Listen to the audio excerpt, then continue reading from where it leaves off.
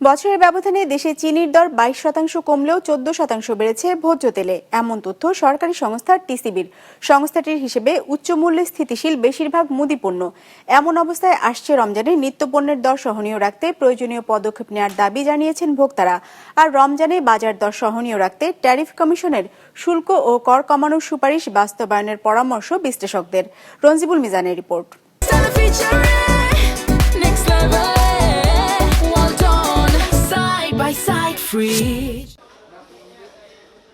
সপ্তাহখানেক আগেও রাজধানীর বাজারে প্রতি কেজি খোলা ও প্যাকেটজাত চিনি বিক্রি হয়েছে 105 থেকে 110 টাকা দরে। রোববারটা 10 টাকা কমে 95 ও 100 টাকায় নেমেছে। টিসিবির হিসাবে গেল বছরের একই সময়ে এর দাম ছিল 135 টাকা। সেই হিসাবে বছর ব্যবধানে এর দর কমেছে প্রায় 22%। সরকার পরিবর্তনের পরে আপনার দামটা অনেকটাই নেমে এসেছে। আপনার 60 থেকে 50, 40 এরকম করতে দেখেন 100 টাকা আইছে। চিনির দাম কমলেও বছর ব্যবধানে ভোজ্য তেলের দর বেড়েছে 14%।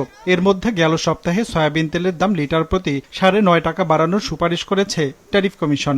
কারণ হিসেবে গড় এলসি মূল্য, ইনবন্ড, এক্সবন্ড ও ডলারের বিনিময় মূল্য বৃদ্ধিকে বিবেচনা করেছে তারা। তবে এখনো নতুন দর বাস্তবায়ন করেনি মন্ত্রণালয়। সয়াবিন তেল সারা বছর ঠিক থাকে, রমজান আসলে তেল উদা হয়ে যায় বাজার থেকে। তেল আগের দামই আছে, কিন্তু ওই দেখা যায় কার্টনে এরা ওই যে একটা সার দিত, ওই সারটা উড়ে দিয়ে দেখা যায় কার্টনের বেশি দাম নিত। রাজধানীর বাজারে গেল মাসের তুলনায় স্থিতিশীল রয়েছে মুদি পণ্যের দামও। যদিও বছর ব্যবধানে মসুর ডালের দর বেড়েছে প্রায় 17%। এই সময়ে আটা ময়দার দর বৃদ্ধি 11%-এর মতো। আর ছোলা বিক্রি হচ্ছে আগের মতো 100 টাকা কেজি দরে।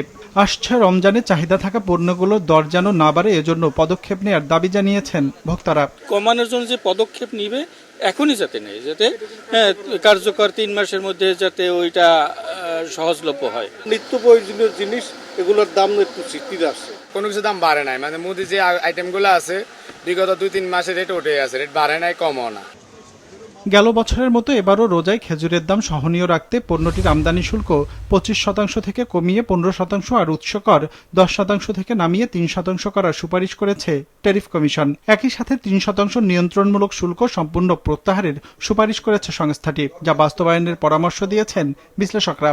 ইম্পোর্টের ক্ষেত্রে সিজনালিটি এবং বিশেষ অনুষ্ঠান, বিশেষ প্রোগ্রাম, সেই জায়গাগুলোর কথা বিবেচনা করে ইম্পোর্টটাকে ম্যাপ করে এবং সেই অনুযায়ী এক্সিকিউট করে ইম্পোর্ট অর্ডারগুলো টাইমলি আসার ম্যানেজমেন্ট করে, তাহলে প্রকৃতপক্ষে রমজানে আমাদের কিন্তু এই জিনিসটা বেশি দামে জিনিস কিনা এটা পোহাতে হয় না। এদিকে নিত্যপণ্যের সরবরাহ স্বাভাবিক রাখতে ভোজ্য তেল, চিনি, ছোলা, খেজুর সহ 10 পণ্য আমদানিতে ঋণপত্র খোলার ক্ষেত্রে নগদ মার্জিন ন্যূনতম পর্যায়ে রাখার নির্দেশ দিয়েছে বাংলাদেশ ব্যাংক।